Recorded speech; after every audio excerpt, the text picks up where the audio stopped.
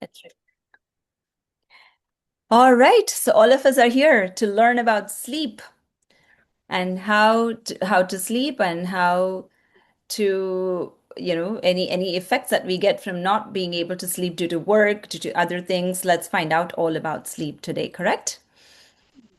Before that, as usual, we will be chanting. Wherever you are, let's put your feet on the ground. Close your eyes if possible. Observe your breath. Check if it's warm air, cold air, what's going on in your mind gently. If you feel like, bring your palms together. I'm going to be chanting the Dhanvantari mantra. Namami Dhanvantarim Adidevam Surasurairvandita Padapadmam Loke Chararukbhayamrityunasham Dhataramisham Vividhaushadhinam ॐ गुरुर्ब्रह्मा गुरुर्विष्णु गुरुर्देवो महेश्वरः गुरुः साक्षात् परं ब्रह्मा तस्मै श्री गुरवे नमः.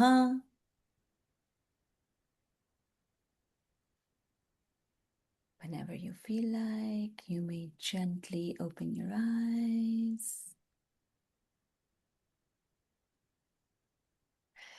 All right. So today's topic is about sleep. We will learn all about it. Now, we've learned many things about Ayurveda. We spoke about doshas, we spoke about dhatus, we spoke a lot about food. But there are three pillars that are important for life, for maintenance of life.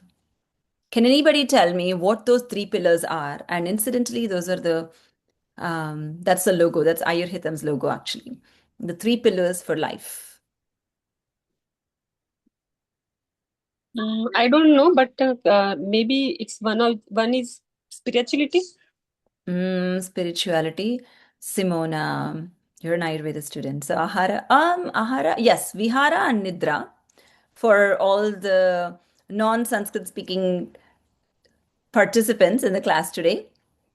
Simona has given a beautiful way of explaining it in Sanskrit. Ahara is food. Vihara or brahmacharya. Vihara is lifestyle. How are we conducting our lifestyle? Brahmacharya is the actual word that is used in the Ayurvedic textbooks, which is maintenance of celibacy, or how are you using your senses? That is the pillar. And the second pillar is actually Nidra. Ahara, which is food, is the first pillar. Nidra, which is sleep, is the second pillar. And then Brahmacharya is the third pillar. Today, we're going to talk about the second pillar that is going to be maintaining our life, which is very important because most of the times we look at what needs to be done, but we forget this Ratri Nidra, the amount of benefits that we get from it is so many fold. And I'm going to read the Sanskrit shlokam for all of us, just so that I wanted the powerful nature of this Nidra for all of us to know. Nidrayattam sukham dukkham pushtihi karshyam balabalam vrushata klibata jnanam ajnanam jeevitam na cha. That's what it means. What it is. It the quality of sleep determines whether we are happy or unhappy. We can relate to that. If you have a good night's sleep, is the first thing I'm used to asking ever since childhood. Since I wake up and I see somebody in the house, how was your sleep last night? That means that tells me how can I interact with this person right now? Are they happy or are they not happy? Pushti or Karshyam, are you going to be strengthful, the nourishment that you get, or are you emaciated? And that depends on the sleep that you have. And actually, there is another sutra in Ayurveda. It says, gaining weight is also not an easy thing. For us to gain weight, the one most important thing he said is you have to sleep like a pig. That is the actual sutra that he said, because pig is known to sleeping a lot, and he has mentioned it. So that is how you have to sleep. So karsha, which is emaciation or nourishment, depends upon food. And vrushata or klibata, your sexual capacity or impotence also, because when you sleep well, all your tissues are nourished properly, including your reproductive organs, and this also depends on sleep. Your knowledge, the capacity of grasping or not being able to grasp, the because you must be listening to a lot of podcasts, listening to a lot of things, and then at the end of it you're like, well, what did I hear, what did I listen? There's a lot of information overload that we take, but then are we really able to hold on to all of it? Also depends on sleep. Life and death, this is powerful. This is powerful. Life and death depends on sleep as well. So, just like how there is a night of destruction, like Kala Ratri, which destroys the entire world, our body is a world as well. If there is no Nidra, then our body is destroyed as well. So, this is how I wanted to start. And so that all of us know, I had a client who said, it's very important. And even before Ayurveda, I think I have this habit. I would ask teenagers this question: what time do you go to bed? And standard answers I would get 2 a.m., 3 a.m. When anybody says 10 p.m., I'd be the happiest. I've asked one of my clients, what's your sleep like? What time do you go to bed? They're like, oh, I only sleep whatever is necessary. I'm like, what do you mean what's necessary? I can sleep all I want when I die. This is actual statement that was given. Because we always look at ROI. I don't want to waste any minute. I want to get return on investment on every minute that I have in this planet. And we think that return on investment is by doing all the time. But we'll understand today that undoing, actually going to bed, also you are doing a lot to your body, right? So the destruction of the body is also going to happen if you do not sleep well. Now, with this, I just wanted to explain what is the importance of your sleep. And then he also explains there is also, if you do not sleep on time. Now, sleeping, there are four stages. I mean, all of us know about non-REM and REM stages of sleeping, right? Non-REM stage of sleep starts when you first go to bed. It takes about some time, and it's the N1 stage, and then to the N2, and then N3, and then N4 stages, where your mind is not active as much. Your body is fully relaxed. There's no eye movement that's happening. In the first stage, as soon as we call your name or say something, then you wake up. Slowly, your body is going into the tama stage. We spoke about there is sattva, rajas, and tama. We always think that it's only sattva that's needed. No, we need tama also. If we don't have tama, then you will not be able to go to sleep. You'll always constantly be looking at what's my ROI? What do I do? The doing mode. The doer mode is going to be shut off when we have that tama on to our body. That is when it closes all our channels. Like the heart that we have is supposed to be an inverted lotus bud. And that inverted lotus bud closes in the night. And that closure happens only when tama comes in. And that is the stage where N1, N2, N3, N4 stages of sleep happens. This, according to Ayurveda, is your sushupti stage, where you do not know anything. You're slowly going into a stage where I can say anything about this person and this person doesn't care, right? Because they don't know, their senses are not active. Now, then after that, they go to a stage called swapna, where a dreaming stage is reached. This is the REM stage, and this is the most important stage because our brain activation, the activity that is happening in our brain, all the processing that was done in the morning is processing again in the night. And that's when you get dreams about, I mean, most of the dreams are about whatever your thoughts are, whatever your interactions are. And this is the swapna stage where there is a rapid eye movement that's happening, which means your mind is active, but you're paralyzed. If you're not paralyzed, then you would want to go on a motorbike and you will just get up and you'll go on a motorbike. So then that's the reason you're paralyzed fully. Your body is fully paralyzed, but your mind is active. So that this is how you are processing all of your free radicals. This is the janitorial work that is happening so that you're creating space for new things and you're removing the unnecessary things from the body. Now, most of you that attended my talks, you tell me what is the dosha that must be active when you have to go to bed? 10, 11. What is the dosha? Out of the doshas vata, Kapha. pitta, and kapha, it is the Vata. kapha. Vata. Who said vata? This is Bipin. I am using Mamta's iPad. Okay. Bipin, you need a special class then. No, just kidding. Oh.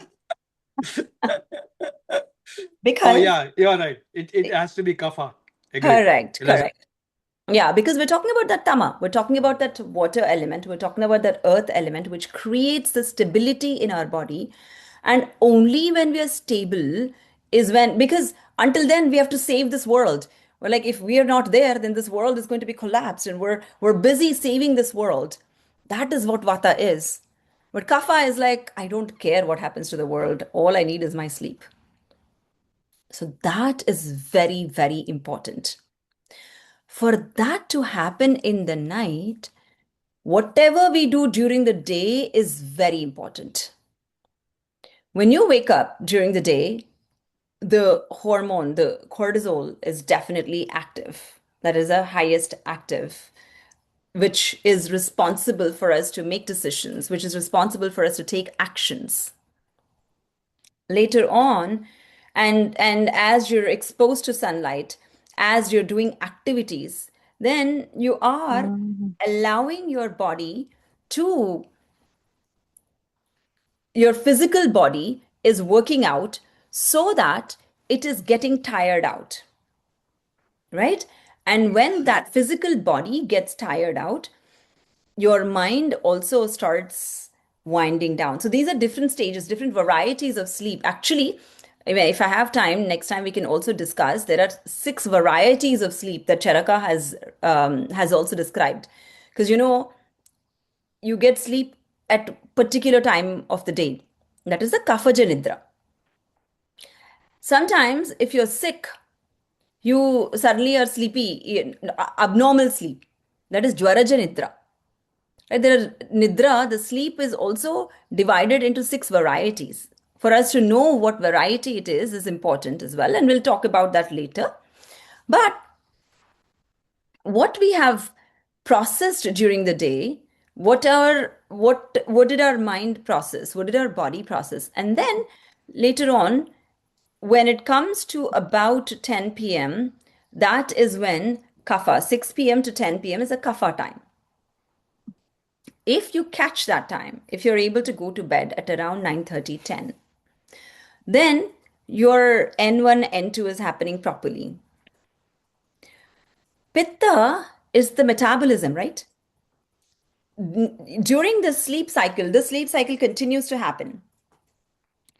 REM cycle happens if this is happening during Pitta stage, during 10 p.m. to 2 a.m., then you're allowing for your mind to stabilize properly. You're allowing for your mind to grow also. You're allowing to remove all of these free radicals in your mind, which is why sleeping during that time between 10 p.m. to 2 a.m. and taking the moon's energy at that time so that you're allowing your body to cool down, Your growth hormone is growing at this time. You are able to make sure that there is stability that is received. So, next morning when you wake up, you're fresh and ready for the day. When you wake up, what happens is if you have insomnia and you're used to taking either alcohol for some people, wine from alcohol, or if you take any sedatives, what the sedative does is it blocks a certain part of your brain in the cortex so that you do not know what's happening around you and you actually fall asleep. But that's an unnatural way of falling asleep, where there will not be a lot of REM cycle during this time. And the processing that is supposed to be happening in your brain will not be happening. So when you wake up, you're groggy and you have either that withdrawal sleep, or you will have that grogginess when you wake up in the morning because it is unnatural. Your kapha is not closing down your bud of your heart, and it's not allowing you to go into sleep slowly, like how when you have to get to zero from 80, you slowly wind down and get to that zero. But with the sedative, you're just getting to that zero immediately. That's the difference between having a sedative or getting a natural kind of sleep. Yeah. Now, with Ayurveda, we also have different rules that we have to follow when we fall asleep. The rules that you have to follow is we spoke about how it's important that you sleep before 10 p.m., if possible, as much possible. Make sure that you are watching morning sunlight because your retina is going to take that natural light and allow for your pineal gland. Your pineal gland is where melatonin is produced. And if this pineal gland is active, the amount of activity of this pineal gland will determine the amount of melatonin that's released, and it will allow for you to be able to sleep in the night. Now, that is why, as soon as you wake up in the morning, and Ayurveda talks about this, Brahme Muhurte Uttishte, you wake up in the morning, the first thing we do is not look at the phone, but go out and look at sunlight.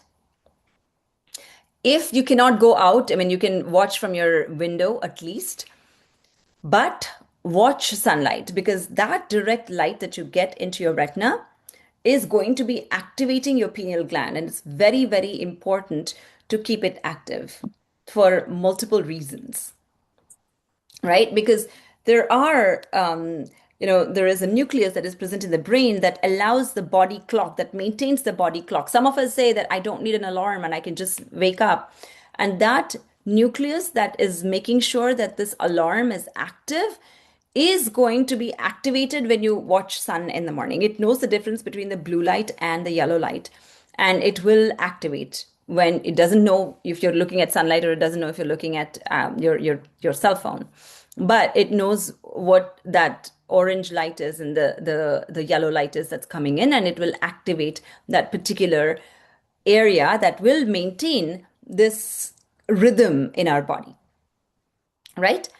Now, what about shift workers? What about if you have to work overnight? Nurses, doctors, software engineers who are working in the night. What is it that they have to do? Unfortunately, their work, you have to work in the night. Ayurveda talks about you come home and you have to sleep half the amount of sleep, half the amount of your time before eating your food, before eating your lunch. Let's say you come home at 7 a.m. or 8 a.m. Then you sleep until noon. You eat lunch, finish your errands, wait until 4 p.m., and then sleep at least for another 2 to 3 hours. That way, you're making sure that you have proper chunk of sleep like half the amount of sleep before your before your lunch, and then you're also finishing your sleep immediately after digesting your meal. Ayurveda talks about not sleeping right after your meal. Daytime napping is not recommended for everybody. Daytime napping is okay. For some people, it is okay. Right now in summer, when we're emaciated and when we need more nourishment for our body, the times that our body needs more nourishment, like when we get sick, pregnant women, kids, elderly people, wounded people, or when it is summer, or when it is so much chaos and you're doing a lot of activity. You're preparing for an Ironman, you're preparing for multiple things. Then your body requires that rest and you're allowed to nap. Otherwise, Ayurveda does not recommend napping because when you nap, how many of you after napping wake up fresh? Or do you wake up groggy? Sangeeta wakes up fresh. Okay. You're only on the video. I don't see others. But I've seen many people, including myself, if I ever, I rarely do it. And if I nap and I wake up, it's super groggy for me because kapha and pitta aggravates, barring all of these other conditions. I told you that these conditions, yes, you can nap, not a problem. I don't nap a lot, but in morning I wake up fresh. Yeah. Ah, that's good. That's good. Then that's good. But if you nap after your meal, and then you know that kapha and pitta aggravates. So and that's why it is important that we do not nap right after our meals. And that which if you're looking for weight loss, especially, never ever sleep after your meals. Yeah. And that's another thing that Ayurveda talks about where you are sleeping akala shayana. This is known as sleeping at different times of the day. It will create delusion, headache, edema, nausea, and all of this. Yeah. Now, what are the effects of loss of sleep? A lot of us, we when we have to do some things, especially all of these multinational corporations, most of my clients come from these. I always joke that these corporations are feeding into, healthcare industry, unfortunately. But nidra nasha is very common, especially for teenagers. I see my own teenagers in the house. I tell them, but it's something that they have to learn on their own, even though I keep telling them. Loss of sleep leads to squeezing pain in your body, like angamarda. Have you ever experienced it? You do not sleep for some time, if you want to experiment this. If you do not have proper sleep for about 3 to 4 days in a row, then it can lead to body pains, heaviness in the body, drowsy. You can't even comprehend what's happening, yawning continuously, exhaustion. Even though you're not working, you feel exhausted, dizziness, indigestion. All of these can aggravate. And now, no wonder we have so many neurological implications. These have become very, very common, unfortunately. Parkinsonism, restless leg syndrome, tremors, all of these have become much more prevalent because Vata conditions have aggravated. And when Vata conditions aggravate, that is when these conditions of neurological conditions aggravate. And these neurological conditions aggravate when there is less sleep as well. Now, we also spoke about how when a lot of us are used to sedatives to sleep, right? Some, or I shouldn't say a lot, but some of us who have insomnia, we've made insomnia as a condition. And when you take sedative and you forcefully go to sleep, and we spoke about how you will lose a lot of REM sleep, lot of time of that REM sleep, which is called as swapnavastha according to Ayurveda. When you lose that, we spoke about how there is a lot of processing that's happening in the mind. If we're losing that processing in the mind, this can lead to many mental disorders also. A lot of times when we see even kids who have a lot of mental conditions, when I go back and look at their sleep patterns, it I go back and I look at that the sleep has been deprived for a long period of time, and the processing in the mind has not been as active because the free radicals have not been released and such, and thus there is mental conditions that are being seen. So it's very, very important to go back and address that and allow for anybody to go to sleep. Now let's talk about what are the ways for us to be able to sleep properly.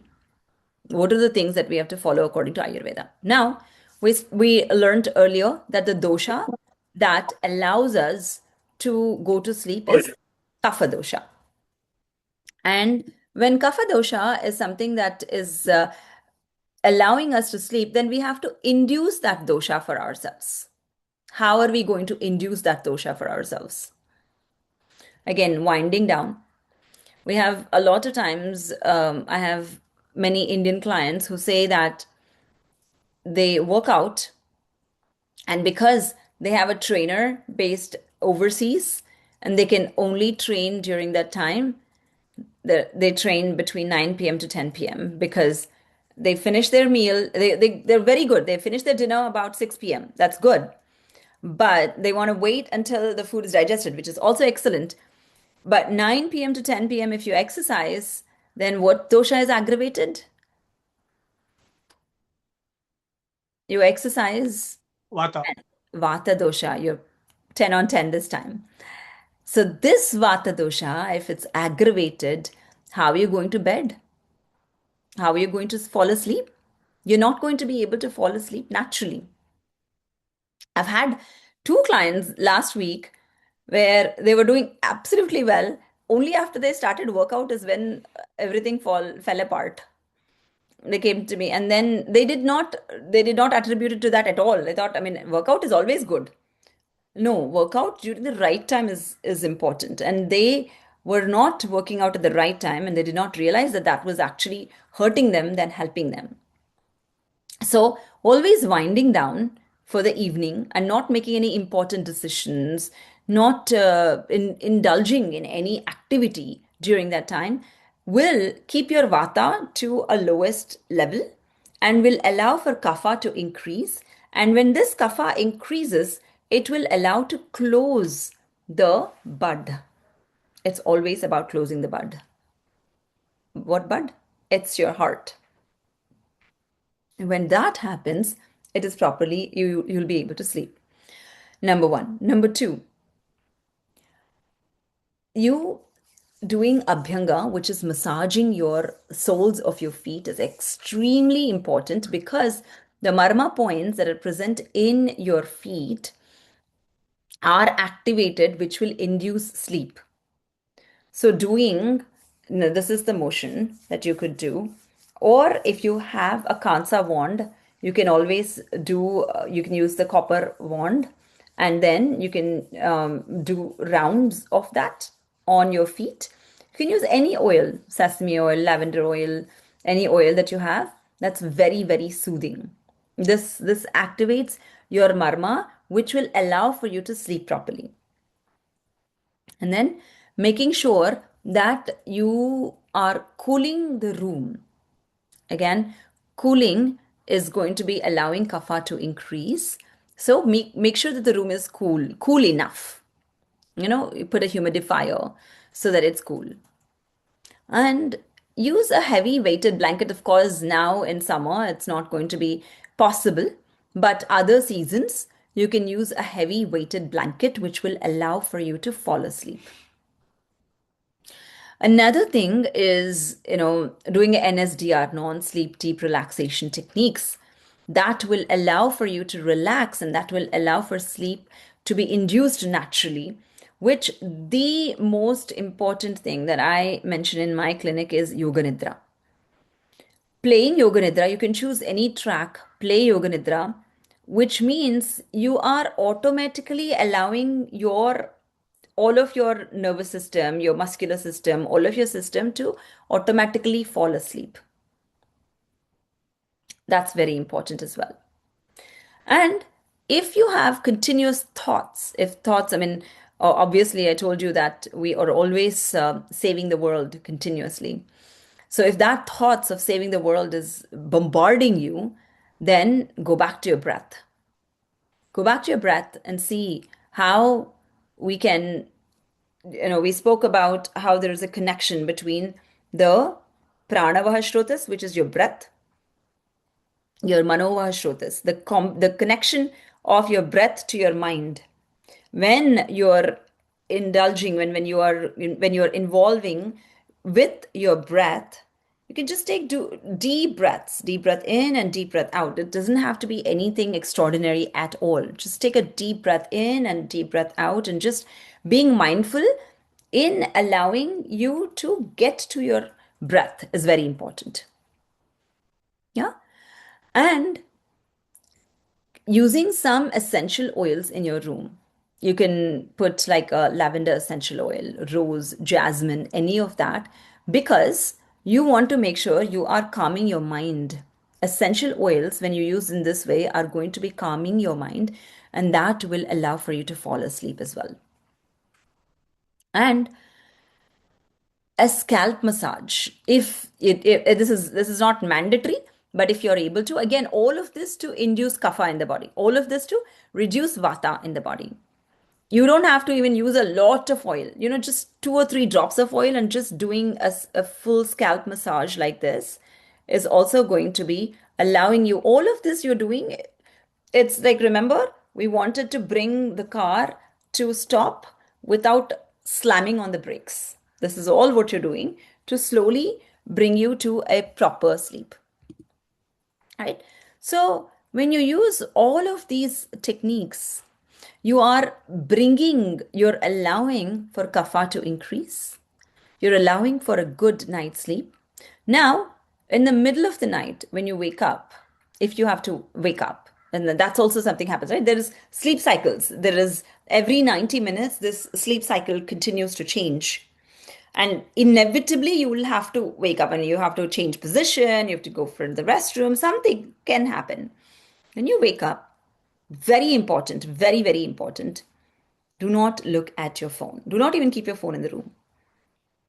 You'll be shocked. I actually told a 8th grader last month, I told her, give your phone to your mother. It's better, because she was sleeplessness.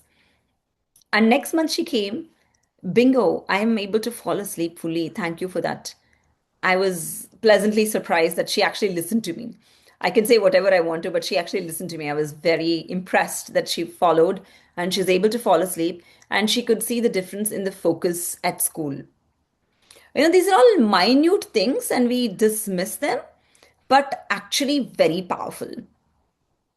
So removing that is very important. So now let me talk about ghee. What about ghee here, Bhamini? I know you were talking about ghee. Are you talking about ghee consumption, or are you talking about ghee for applying on your feet? On your feet, ghee is absolutely okay. You can apply ghee as well if that's what you're asking. And magnesium supplements is okay by Jayanti. I wouldn't say that it is something that is unnatural. If you're not able to fall asleep at all, and if you have to take it for some period of time, even Ayurvedic supplements, if some of my clients, that I never advocate for you to be on herbs for a long period of time. The same thing goes with magnesium. I wouldn't want our body to be dependent on anything. We don't want it to be, dependent. So if for some period of time, until you get all of this into rhythm, if you want to use magnesium supplements, I'm okay with that. But I wouldn't want you to use it as a daily thing. That's what I would want to let you know. Yeah. And there were some questions that were sent already. What's the Ayurvedic solution for combating jet lag? This is a very important thing, because we spoke about how our retina is activated and the suprachiasmatic nucleus is activated, and it will maintain the rhythm that is present in the body. And that rhythm is maintained. The pineal gland is activated, melatonin is released only when you're exposed to sunlight. And that rhythm is changed when you go to a different place, different country, different time zone. And your body gets used, the body clock gets adjusted to that time zone. Thankfully, Ayurveda talks about the one solution that Ayurveda has for anything and everything is oleation, snehana. Because there is a reason. Because again, you have to inducing kapha is something that is necessary for sleep, no? What I typically do when I travel, when I travel and come back, before travel, applying a oil all over your body so that you are reducing your vata already. Travel increases vata. When vata is aggravated, your nidra, your sleep is absolutely disturbed. There's no doubt. So you have to, Ayurveda always talks about prevention. You cannot take care of it. I mean, of course, you can take care of it later also, but instead of taking care of it afterwards, it's better you take care of it ahead of time, which is oleation all over your body, warm oil all over your body. Apply oil into your ears, scalp massage, and making sure that when you're traveling, you put eye masks in the flight. If you're flying, put your eye mask. That way, you're blocking any sunlight that's coming in. And once you get down, get to your location, then Abhyanga again, oil massage again. Wait until it is night for you to go to bed, at least until about 7 p.m. to go to bed. And then follow all the techniques that we've mentioned, the foot massage, the breath, yoga nidra, especially essential oils. Do all of this. Then you will know that you'll be able to combat that jet lag much, much faster. Especially Abhyanga is going to be helping you to overcome this much, much faster. Yeah. And another question, can you suggest a replacement for coffee?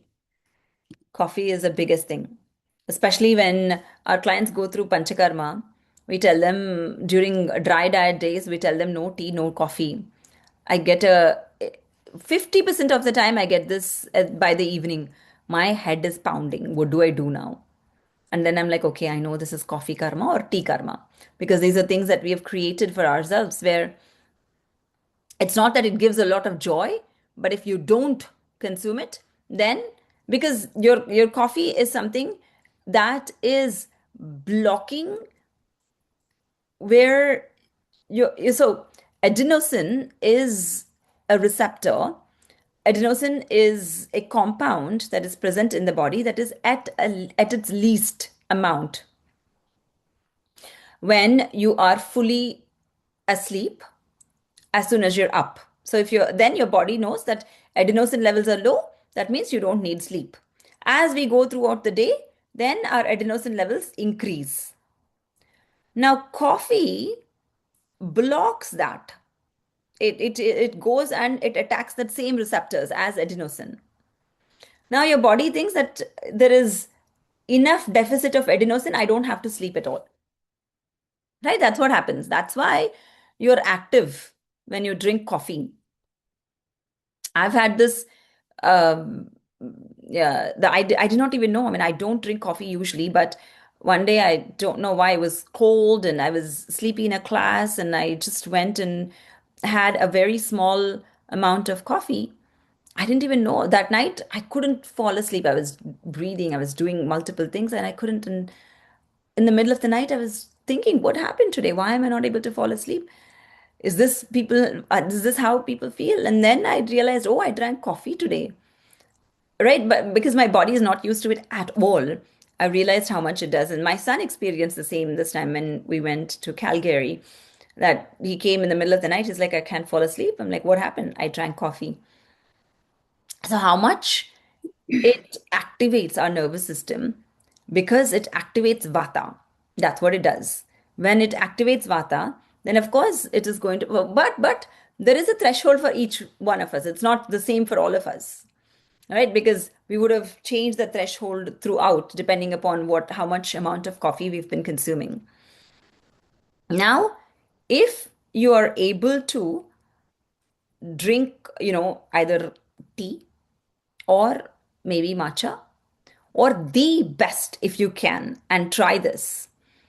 Drink coffee. If you cannot, get over it at all, definitely add milk to it. Do not do black coffee at all because that's even dangerous. So add a little bit of milk to it and make sure that you're drinking diluted coffee if you cannot get away from it, number one. Number two is drink before 2 p.m. at least, so you're not drinking closer to bed. Number three, switch to herbal teas if possible, like chamomile, ginger honey, ginger lemon, these kind of herbal teas, if there is a possibility and if you think you're able to switch to something else. Because sometimes people are like, I just want to drink something warm. And then that can be a herbal tea as well. So switch to that one. Or better yet, what you could do is like you know, one day drink coffee and one day drink matcha and one day drink herbal tea, something like that. So you're not completely telling your mind, I'm depriving myself of coffee, right? So these are the things that you can try and do, and let me know how that feels for you. Sampath, foot massage is both. Bottom of the feet is better, but top of the feet as well, and even the ankles. Make sure that you do it with the ankles and the toes. Make sure that you don't forget them. I have never heard that black coffee drinking is good for liver. And again, by Jinti, there's never anything that's absolutely good or absolutely bad. I have to tell you that drinking black coffee can be effective for liver, especially if there is fatty liver. And this black coffee is caustic, it can remove this fatty liver. And it can be effective, just like how apple cider vinegar is also working in the same manner. But if your liver is already emaciated, depleted, if you have a lot of vata, if you're aggravated, then it's not going to be beneficial. So I would say that there is no absolute good or absolute bad. It depends. Okay, so if you wake up in the middle of the night, Vishali, so what happens is that we spoke about the sleep cycles, right? During the sleep cycles, when the REM stage is done, then when we are going into the next stage, you go back to the N2 or N3 stage, then there is a possibility that you wake up at that time. You get consciousness and you wake up at that time. And if now you are awake and you're conscious and your thoughts come in, that's when pitta is also high. Again, going back to the breath at that time is very important, because if you don't go back to your breath, then your mind is going to be active and you're indulging in it. Oh, I have to buy this for that person, or I have to do this tomorrow, or you're planning, you're constantly indulging in the same thought. Instead, distract yourself and go back to breath. That is the easiest thing that I have found out so far. If you wake up in the middle of the night. Let's say about meditation and all that during So, in the Brahma, middle of the night, meditation might be difficult, Sangeeta. And then if you turn Brahma on the Yoga Muhurta, Nidra, then I'm sorry, what was that again? Brahma Muhurta, if you wake up every day at 3:30 or 4 o'clock, and I have a habit of doing that. Every 3, 4, I will wake up no matter what. Yeah, so that is also very important. So Brahme Muhurte Uttishthe is only for healthy people. If you're fully healthy. If not, what happens is actually, if your food is not digested, if you ate so much in the night before, Ayurveda says you have to sleep for a longer period of time because your digestion is continuing. You cannot wake up in the morning at that time. And of course, you're saying that your body is used to your body clock is set. Then instead of waking up and doing any yoga or doing any meditation, still lie down in the bed and make sure you put one hand on your chest and one hand on your abdomen and take deep breaths in and deep breaths out. Deep breaths in and deep breaths out. So you're changing your attention from your thoughts to your breath, and that will make it better. Instead of getting up, a lot of times people are like, oh, I'm up anyways, it's 3:34, let me meditate at this time. And then they're groggy the entire day. It's actually better not to wake up, lie down, and then make it a habit.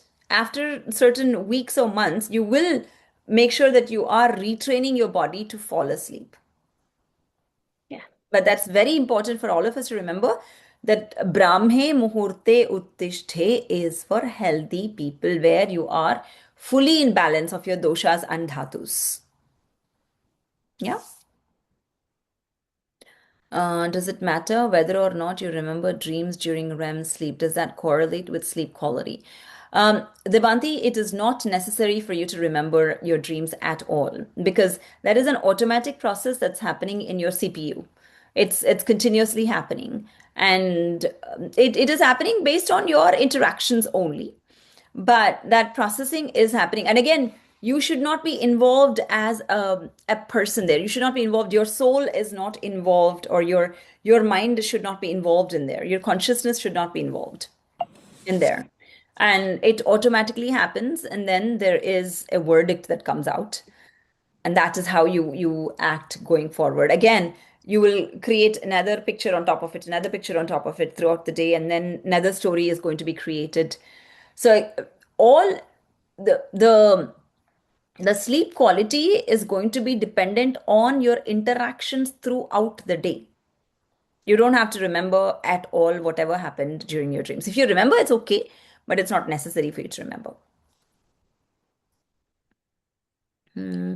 What about decaf? I switch to decaf several times a week. Would that help? It helps to an extent, Ketaki.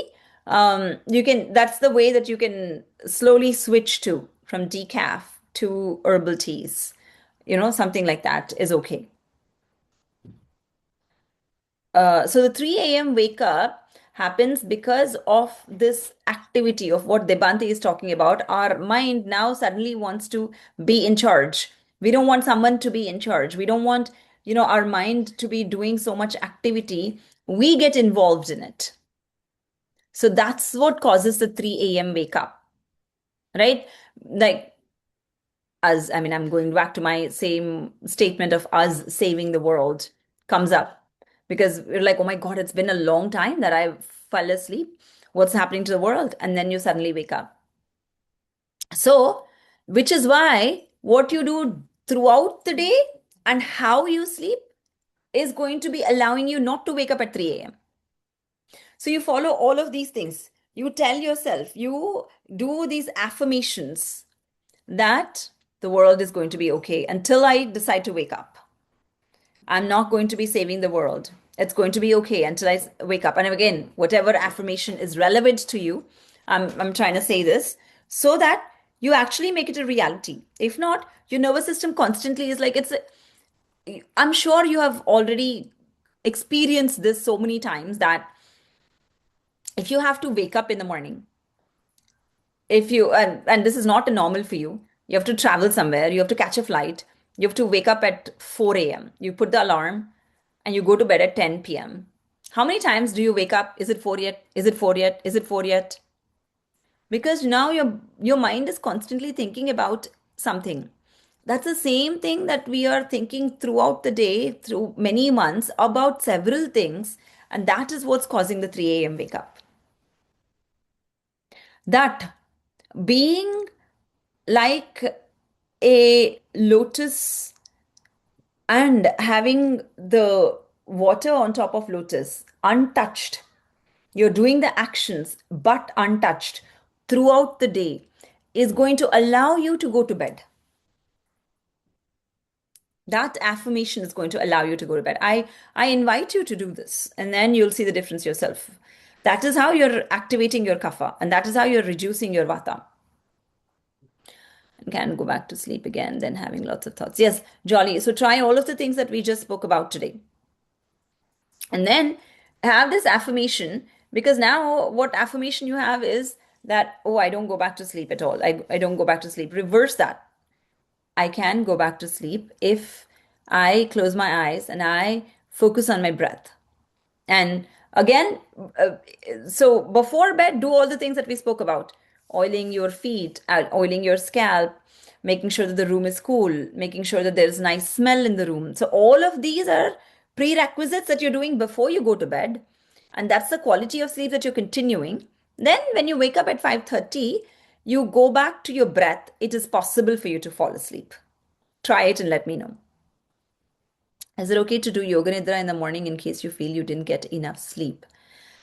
In the morning, Preeti, are you talking about early in the morning, like 4 Yeah, p.m. or like so? today I woke up at 5:30, Uh-huh. and I had the alarm for 6:30. So I did half an hour of yoga nidra. I felt refreshed, but I wanted to make sure that I wasn't doing Absolutely something. okay. Absolutely okay. And this is the NSDR, non-sleep deep relaxation techniques that you can use, but that is not something that you would use all the time. If it's once in a while that you're using and you're not, I mean, if there's anybody in the room that doesn't get disturbed, then you can absolutely use that as a NSDR. Okay. Yeah, once in a while only. Yeah. Yeah, absolutely. Okay. Okay. All right. Yeah. So someone sent me a message about thinning hair. We're going to talk about thinning hair later. This topic today is all about sleep. So we will talk about sleep only today. So I think I've answered all the questions for today, but let me see if there's anything else that I wanted to talk and did not sleep. Okay. So the seasons that require maximum amount of sleep. Can anybody answer which season requires maximum amount of sleep? With summer, Very good. Because summer you're depleted, and with winter you with sleep you're allowing this kind of nourishment, and you are able to fall asleep. Okay, and let me see if there's anything else. quick question on that. Yeah. What is we typically say 6 to 8 hours of sleep Mhm. as an adult, right? Mhm. So Mhm. what when you say more sleep, what do you mean? Like half an hour more or like So you can in summer you're allowed to do a nap in the afternoon. That is one thing that is allowed to do. Or you can sleep for longer during the day or sleep earlier during the night, like about 30 minutes to an hour. okay, so if you typically sleep 6.5 hours or something, you can sleep 7 or 7.5, something like Exactly. Exactly. So the average is going to be changing in summer. How can you do that? I mean, How can you do that? The activities that you have, especially in summer, you're all fully active. time changes in your sleep. How can you do that? Yeah. So again, you're gradually changing. So summer doesn't happen automatically like that. So you automatically have to switch your sleep cycle slowly. If you're tired, you can do that, right? Not only if you're tired, again, Ayurveda always talks about prevention. It is not talking about wait until you get tired so that you can fall asleep. Mhm. It automatically recognizes that summer is coming and you will get tired, so fall asleep sooner or wake up a little later, which is the opposite that we do, because winters we always want to fall asleep and it's so cozy and it's dark and we want to fall asleep, but it's the opposite that we have to do. And especially because we're tired, we go out and we're exposed to sun, so much activity is happening, so you need that nourishment and you need to make sure that that kapha is balanced, so you're not creating that debility in your body. Yeah. Any other questions that you have?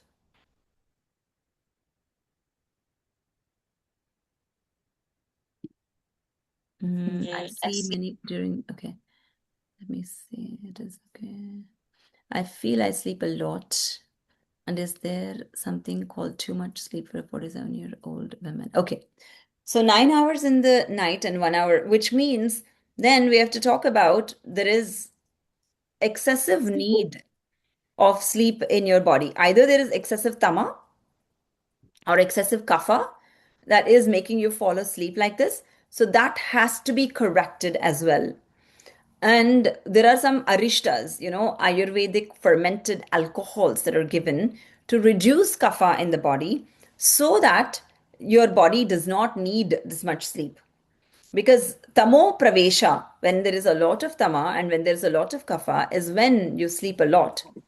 So reduction of kapha is necessary at this time, especially when there is a 1 hour afternoon sleep that is necessary for the body.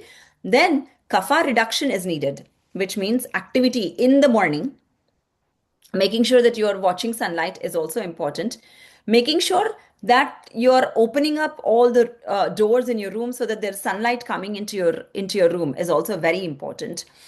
So, and watching the type of foods that you're eating. If you're eating foods that are not digesting properly, then also kapha increases. So, when you watch for all of these, then you'll be addressing that.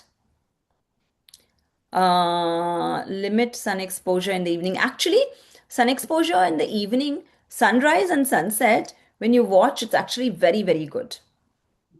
But don't expose yourself to sun in the afternoons. But during sunrise and sunset, going out and observing, you don't have to watch directly into sun, but staying in that area and allowing for that sun rays to fall on you is very, very beneficial. Without sunblocks, right? In morning and evening. So if it's early in the morning or in the evening, then sunblock is not necessary. If you are going in the afternoon when when the sun is maybe between 9:30 or 10 a.m. till about 5 p.m. if you're going out, then you have to be careful about what sun blocks. But afterwards, when sunset or sunrise time, Yes. you don't want to get that sunblock because you want to get maximum vitamin D. You want to make sure that your skin is absorbing all of it. Okay. So, Manju, in the morning, you just have to like watch the sunlight, right? You don't need to watch the sun. No, Okay. you're watching sunlight, not sun. I wouldn't recommend watching sun directly, actually. You're Okay. getting sun rays and sunlight, but not sun directly. So even if it comes through the window and if you're watching the light, That is that's okay.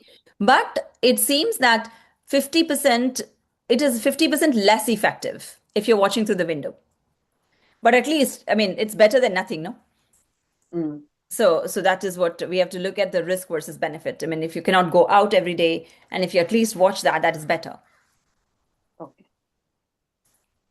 I see many people can go through the uh, day with 6 to 7 hours, and I almost feel my body needs this amount of sleep. Yeah.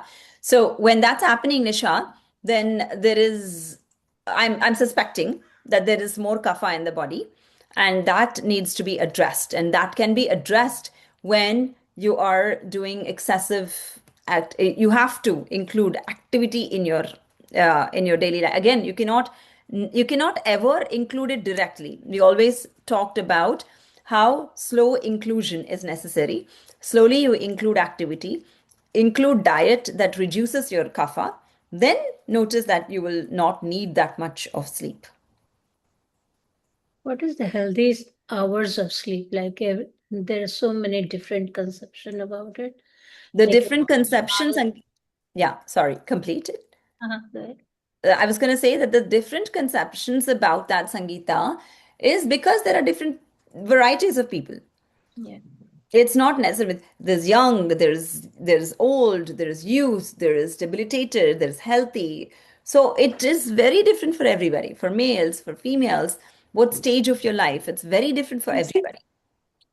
Yeah. Some So, say yes. and if you're following NSDR, if you're doing any other, like the meditations or the breath works or anything that you're following, then your necessity of sleep is also reduced.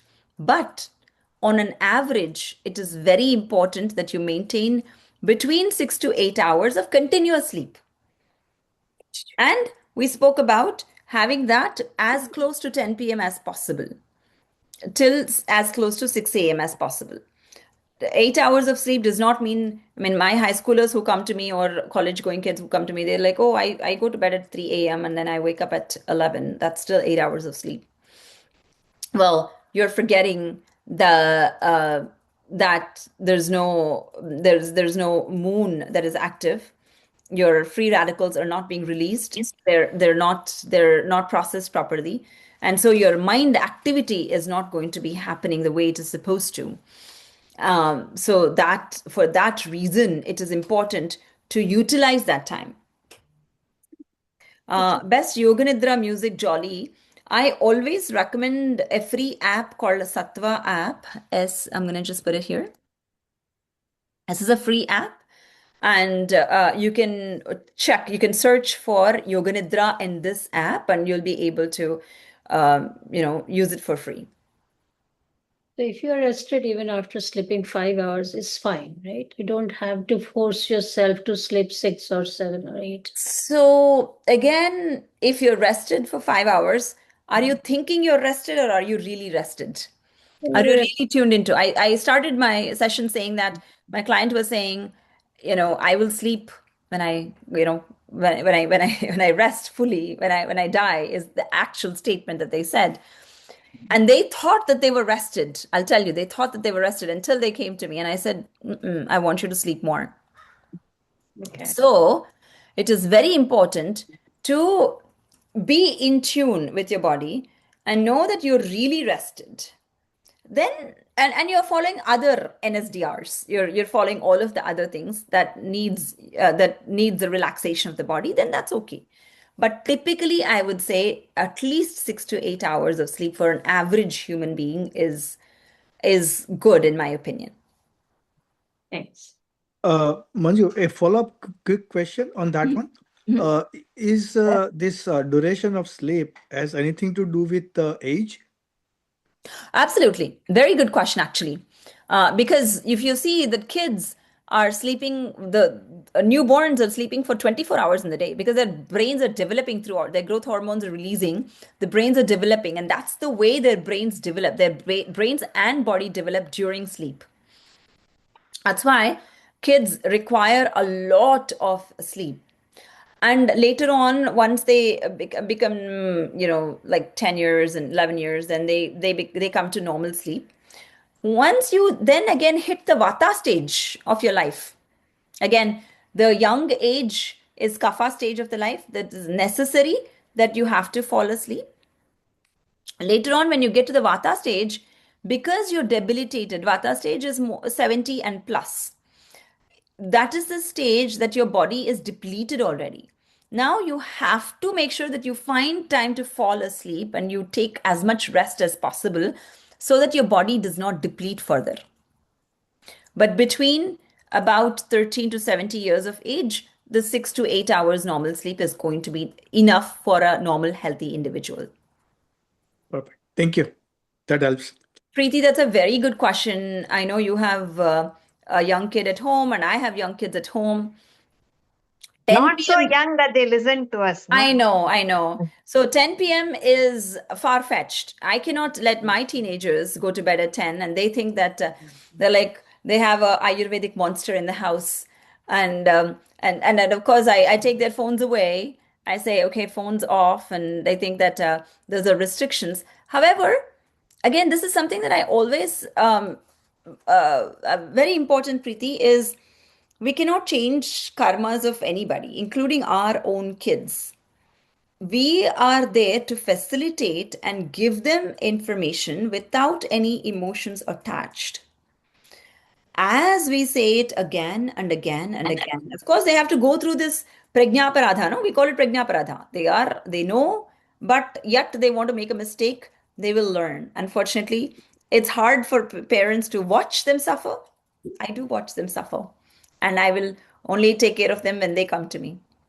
But it's very important and very necessary for us to tell them and repeat it without any emotions attached.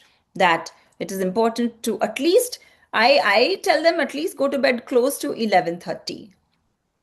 10 is far fetched. Is there like material that you can share that we can give to them to get to 11:30?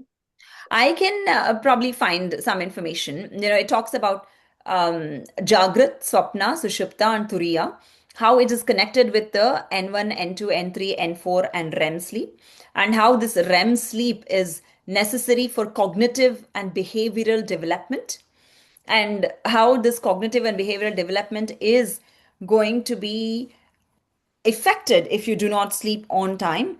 I should be able to find, I don't know if I can find some articles, but I'm sure somebody must have. Thank you, Manju. That'll Yeah. be great. Absolutely.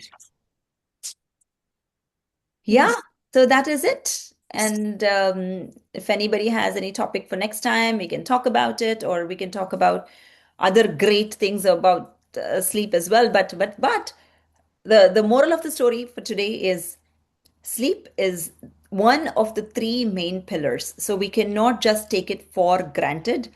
We have to make sure we incorporate that in our daily life so that this machine of ours is going to be working towards the goals that we have. And the goals that we have are going to be easily achievable only if we take care of our sleep. Yeah. Jolly, it is SATTVA. Yeah, that one. Yeah. Thank you, Lakshmi, for joining. There is a 3-4 sattva. So I think it's sattva and meditation one, right? Correct. Okay. Great. So I hope that all of us go to bed. Next time, hair. Talk about hair. Talk about hair next time. Okay. We can talk about hair next time. Everyone is suffering with that. Yes. We can talk about hair next time. So that's Alright. what the topic is. Yes. Thank you. Excellent. So Much nice beautiful talking to you music. all. Mm. Thank you so much Thank you. You too. and Thank you, have an Manju. amazing summer and see you all next month. Thank Thank you, you, Manju. Manju. All right. Thank Bye, you. everybody. You. Bye. Good night. Good night.